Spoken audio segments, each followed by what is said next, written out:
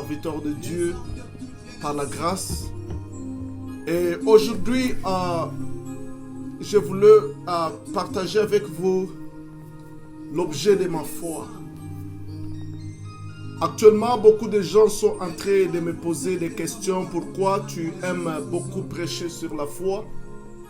Qu'est-ce que l'intérêt que tu as sur l'enseignement de la foi? Et aujourd'hui, je vais vous donner la raison. Mais avant que je ne vous donne la raison, laisse-moi vous lire dans Romains chapitre 10. La Bible dit dans Romains chapitre 10, verset 8, « Que dit-elle donc? La parole est près de toi, dans ta bouche et dans ton cœur. Or, c'est la parole de la foi que nous prêchons. » L'apôtre Paul, quand il prêchait la parole, il a dit que c'est la parole de la foi que nous prêchons. Bien-aimé, l'enseignement, la prédication, l'évangile est appelé la parole de la foi. Bien-aimé, pourquoi la foi est importante? Est importante pour moi. Pourquoi? Parce que auparavant, j'ai prêché beaucoup des enseignements, j'ai navigué dans beaucoup de domaines. Je pouvais prêcher sur l'enlèvement, je prêchais sur la... J'étais épais en prier.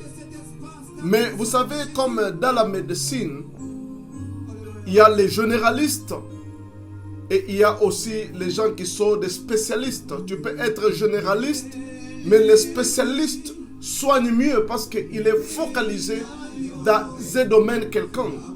Et c'est ainsi dans le ministère aussi. Tu dois connaître le domaine dans lequel Dieu t'a appelé, la chambre, les domaines particuliers dans lesquels Dieu t'a appelé. Peut-être pour toi, c'est la prière. Peut-être pour toi, c'est le Saint-Esprit. Peut-être pour toi, c'est l'enlèvement. Peut-être pour toi, c'est la justification, la grâce. Peut-être pour toi. Alors tu dois connaître les domaines, le message, la particularité de votre message. Alors moi, je naviguais dans beaucoup de domaines. Jusqu'à jour, nous étions avec un bien-aimé que j'honore beaucoup et que j'aime. C'est un frère à moi, je l'aime beaucoup. Le pasteur Christophe Zawadi. Un jour, nous étions dans la prière à Nairobi, à Roysammo. Je me rappelle de ces bons moments que nous traversions ensemble, nous prions ensemble. Je traversais des moments très, très, très difficiles. Mais ce bien-aimé est venu à mes côtés. Il a tenu to take my back. Je ne sais pas dire ça en français. Mais il m'a soutenu, on a prié ensemble. Alors là, quand on était en train de discuter, on était en train de parler, on était en train de partager des expériences, c'est alors qu'il me dira, quand je lui parlais d'un livre que j'étais en train d'écrire, dont lui-même était celui qui a corrigé les livres, il m'a dit, Paul, je suis convaincu que ce livre ici, ce n'est pas seulement un livre que tu veux faire pour faire, mais je sais que la foi, c'est ton message. Et dans les domaines de la foi, moi je te respecte. Parce que tu fais même preuve de ta foi au travers les feux que tu traverses, au travers les difficultés que tu traverses, mais tu tiens bon. Et il m'a encouragé et il m'a dit, ça c'est ton domaine. Et quand tu parles dans ces domaines, ton message est plus fort que d'autres messages. C'était comme un switch. C'était comme s'il a appuyé à un bouton que je n'avais pas encore compris. Et il y a quelque chose qui s'est ouvert à moi. Et j'ai compris que le domaine dans lequel Dieu m'a appelé, c'est la foi. Partager la foi. Fortifier la foi des enfants de Dieu. Leur montrer comment la foi fonctionne. Parce que bien aimé, la foi est très importante. Et là, j'étais en train de me demander, je voulais partager avec vous pourquoi j'aime beaucoup ce domaine. Pourquoi la foi, c'était un sujet favori pour moi. Pourquoi je prêche la foi? Pourquoi je me suis focalisé? Mais il y a quelqu'un qui m'a poussé, qui m'a ouvert les yeux. Je sais que le pasteur Christophe il parle de la foi, mais il a son domaine. Il y a de mes enfants qui parlent de la foi, mais je peux parler de tout. Je suis un bon prédicateur, laisse-moi vous dire. Je peux parler très bien les livres d'Apocalypse, les livres de Daniel. Ce sont des livres que je comprends, les livres que je méditais, les livres que je comprends mieux. Un jour, même le pasteur Christophe est venu chez moi et il m'a dit, Paul, est-ce que tu peux me donner la lumière sur ces livres, sur le temps de la fin, sur la prophétie du temps de la fin. Et Christophe, c'est quelqu'un qui m'a aidé que je commençais la vie chrétienne. C'est quelqu'un qui m'a motivé. Je vis un jeune qui prêche la parole. Là, Christophe était aux alentours de 16 à 17 ans. Moi, j'étais dans les... Je ne sais pas si c'était 14 ans, si c'était 15 ans encore, je ne me rappelle plus. Mais c'est 22 ans passés. Je vis un prédicateur parler. Je vis un homme, un jeune garçon, un teenager, qui n'était pas encore un adulte, qui était en train d'interpréter la Bible, qui était en train de parler. Et le thème que lui prêchait ce jour-là, c'était, il parlait de l'histoire de l'homme né aveugle, que Jésus avait ouvert les yeux, mais Jésus, au lieu, Jésus avait pris la salive, il avait mélangé ça au sable, il a mis ça sous les yeux de cet homme-là, et Jésus a dit, va au réservoir de Siloé et lave-toi. Et le pasteur Christophe a dit, bien-aimé, quittez là où Jésus est pour aller à Siloé. Jésus l'a envoyé à Siloé, mais la Bible ne nous dit pas que les gens l'ont pris et l'ont amené à Siloé. Et il a dit qu'il est parti sans aide, il est parti par la foi. Il est parti, qu'est-ce qu'il est prouvé qu'il sera guéri? Personne, premièrement, ne l'a pas pris pour l'amener. Ça, sur la marche de la foi. Deuxièmement, il a dit, qu'est-ce qui a prouvé qu'il sera guéri quand il arrive là-bas? Il a fallu qu'il accepte ça par la foi. Donc, pour que le miracle se déclenche dans ta vie, pour que la parole de Dieu puisse avoir de l'effet dans ta vie, c'est lorsque tu le reçois par la foi et lorsque tu agis par la foi. Alors, mes 10 raisons qui fait que je puisse prêcher beaucoup la foi. Laissez-moi vous donner mes 10 raisons. Je me dis ceci, j'ai mis ça dans le petit book ici. Pourquoi la foi est mon sujet préféré? Premièrement, c'est parce que nous ne pouvons pas être sauvés sans la foi. La Bible dit dans Éphésiens, chapitre 2, que nous avons été sauvés par la grâce, au moyen de la foi. Nous avons été sauvés par la grâce. La grâce, c'est la part de Dieu. La grâce, c'est Dieu qui fait, c'est Dieu qui agit, c'est la part de Dieu, parce que la grâce, c'est la faveur imméritée. Là, Dieu ne te demande pas beaucoup, Dieu ne te donne pas de conditions, c'est l'œuvre de Dieu. Lui-même a travaillé, il t'a aimé, il t'a sauvé, il a payé le prix au travers de son fils Jésus, il a payé le prix ultime. Ça, c'est la part de Dieu. Dieu a rendu disponible tout au travers de la grâce. Et il dit au moyen de la foi, nous sommes sauvés. Le salut, c'est le mélange de la grâce et de la foi. La foi, c'est la part de Dieu. Et non, la grâce, c'est la part de Dieu. Et la foi, c'est notre part. Nous sommes sauvés par la grâce. On n'a rien fait. Dieu a payé le prix. Le prix pour ton salut. Le prix pour ta maladie, le prix pour ta prospérité, le prix pour que tu puisses avoir la paix, le prix de ton succès. Dieu a payé le prix pour ça, le prix de ta délivrance. Mais pour accéder à ce que Dieu nous a rendu disponible au travers de sa grâce, c'est au travers de la foi. C'est la foi qui te permet de saisir ce que Dieu a déjà rendu disponible pour toi. Alors la foi, c'est comme une main. La foi, c'est la main pour prendre ces cadeaux. C'est donc gratuit. La grâce que Dieu nous a donnée. Bien aimé, Dieu a déjà tout payé. Jésus a fini le travail. Il a tout fini. Il a dit tout est accompli. Il a tout accompli. Jésus n'a pas fait un travail partiel.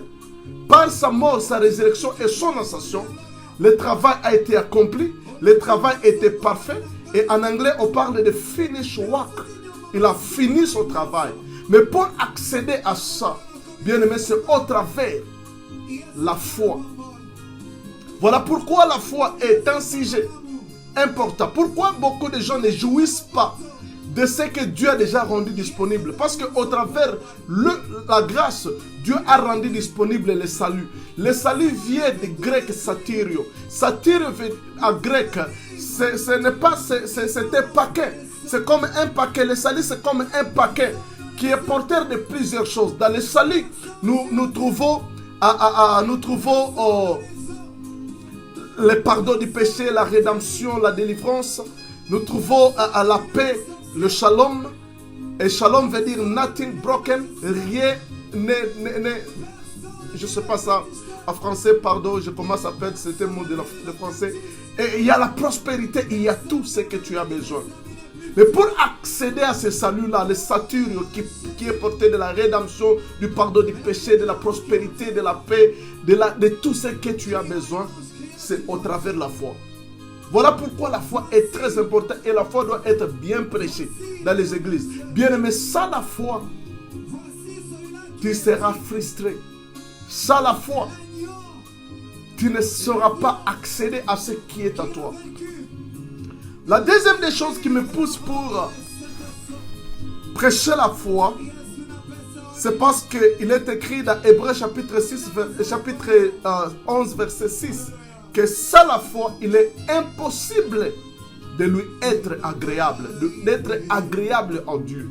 Sans la foi, il est impossible d'être agréable à Dieu. Être agréable à Dieu, ce n'est pas s'abstenir de tous ces péchés-là que tu connais, que non, vraiment je suis en train de me forcer d'être agréable à Dieu. Bien aimé, pour être agréable à Dieu, c'est par la foi. C'est la foi qui fait que tu puisses être agréable à Dieu, que tu puisses plaire à Dieu. La foi fait plaisir à Dieu. La foi plaît le Seigneur. La foi plaît le Seigneur. Laissez-moi lire. Laissez-moi lire dans Hébreux chapitre, ce verset-là, Hébreux chapitre 12, verset 6. Il est dit, car, oh non, chapitre 11, verset 6. La Bible dit, or sans la foi, il est impossible de lui être agréable. Car il faut que celui qui s'approche de Dieu croit que Dieu existe et qu'il est le rémunérateur de ceux qui le cherchent. Sans la foi, il est impossible de lui être agréable. Laisse-moi aller vite. Troisième chose qui fait que je puisse faire de ce sujet un sujet important pour moi. Troisièmement, c'est parce que nous ne pouvons pas marcher dans la vie chrétienne sans la foi. La Bible dit dans 2 Corinthiens chapitre 5 que nous marchons par la foi. Nous marchons par la foi. Ce n'est pas par la vue. Bien aimé, la foi est le contraire de nos 5 sens. La foi va au-delà des 5 sens que nous avons. Quatrièmement, pourquoi j'ai choisi le message de la foi? C'est parce que nous ne pouvons pas mener un beau combat sans la foi. La Bible dit, combat le beau combat de la foi.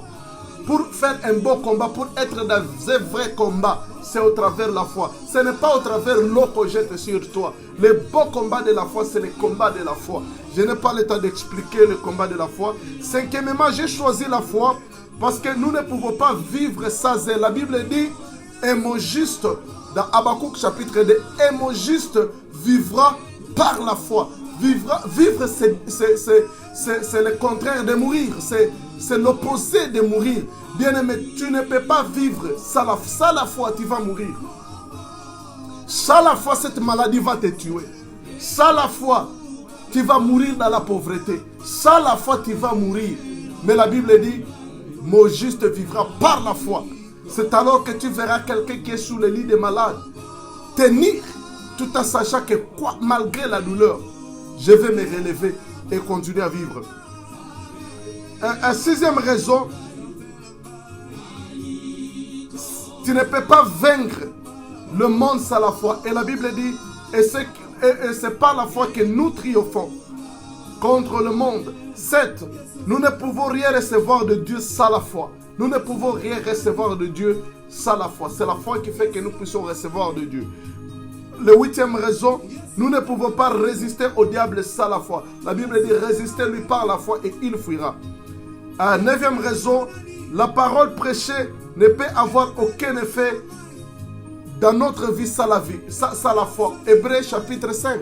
Chapitre 4, la Bible dit que la parole n'a pas eu d'effet dans leur vie parce qu'il n'a pas trouvé en eux la foi. Pour que la parole de Dieu puisse avoir de l'impact dans ta vie, pour que la parole de Dieu puisse être capable de te transformer, pour que les promesses de Dieu soient réelles dans ta vie, c'est au travers de la foi.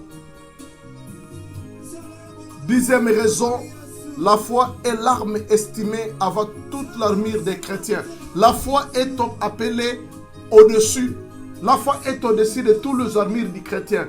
Laissez-moi lire là-bas, et c'est là où je termine aujourd'hui. Éphésiens chapitre 6. Qu'est-ce qu'il est dit?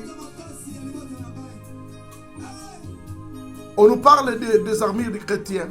C'est pourquoi prenez toutes les armes de Dieu afin de pouvoir résister dans les mauvais jours et tenir ferme après avoir tout surmonté. Tenez donc ferme et avouez la vérité pour sentir. Ce sont des armures des chrétiens. Revêtez la cuirasse de la justice. Mettez pour chaussure à vos pieds les ailes que donne l'évangile de paix. Prenez par-dessus tout cela, par-dessus tous les armures, par-dessus tout cela, prenez le bouclier de la foi, afin que vous pourrez avec lesquels vous pourrez éteindre tous les traits enflammés du diable. La foi est estimée au-dessus de tous les armures du chrétien. La foi est très importante. Tu dois développer ta foi. Et comment la foi fonctionne? La foi fonctionne par... Laisse-moi te donner seulement 3 moyens, mais il y a beaucoup de moyens. La foi fonctionne par la parole. Si tu veux que la foi fonctionne, ta foi fonctionne, tu dois apprendre à déclarer, à confesser la parole de Dieu, à avoir la confession positive. Tu dois déclarer ce que tu crois. La Bible dit que ces paroles ne s'éloignent point de ta bouche. Médite-les jour et nuit. Que cette parole ne s'éloigne point de ta bouche. Que la parole de Dieu ne s'éloigne point de ta bouche. La foi fonctionne par la parole. La Bible dit que c'est en croyant du cœur que nous parvenons à la justice. C'est en croyant de la bouche que nous parvenons. C'est en confessant de la bouche que nous parvenons au salut. Et le salut, je t'ai dit, c'est la délivrance, c'est la rédemption, c'est la prospérité, c'est l'élévation, c'est toutes les bénédictions que tu peux connaître dans la vie. Tu dois savoir déclarer ce que tu crois au travers de ta bouche. La Bible dit que la vie, la mort et la vie est au pouvoir de la langue. Bien-aimé, ce que tu confesses, ce qui sort de ta bouche, c'est ce qui arrivera dans ta vie. Ce qui sort de ta bouche peut te tuer ou peut te donner la vie. Alors, bien-aimé, tu dois apprendre à confesser la parole. Souviens-toi de cette femme-là, à l'écoulement du sang. Elle avait dit, elle avait déclaré avant de voir. Jésus avait dit, quand Jésus l'a guéri, elle a dit, ta foi t'a sauvé. Mais comment sa foi a fonctionné? Premièrement, elle a confessé, elle a dit, si je touche au bord de ses vêtements, je serai guéri. Elle a déclaré quelque chose. Si je touche à ses vêtements, je serai guéri. Deuxièmement, elle est allée. C'est l'action. Bien-aimé, pour que ta foi confesse, c'est l'action. Si tu es sur le lit des malades, lève-toi. Commencez à faire les choses que tu ne pouvais pas faire. Ne reste pas sur le lit après avoir prié que Dieu, tu me guéris-moi, guéris-moi, guéris-moi et tu restes encore sur le lit. Lève-toi. Même si ça ne va pas fonctionner dans ton corps instantanément, mais commencez à considérer que tu n'es plus malade et commence à faire ce que tu ne pouvais pas faire. La foi fonctionne par l'action. La Bible dit que la foi sans les œuvres, la foi sans les actions correspondantes est nulle. Troisièmement, la foi fonctionne par l'imagination. J'en parlerai un autre jour. Que Dieu te bénisse pour aujourd'hui. Amen. Que Dieu te bénisse.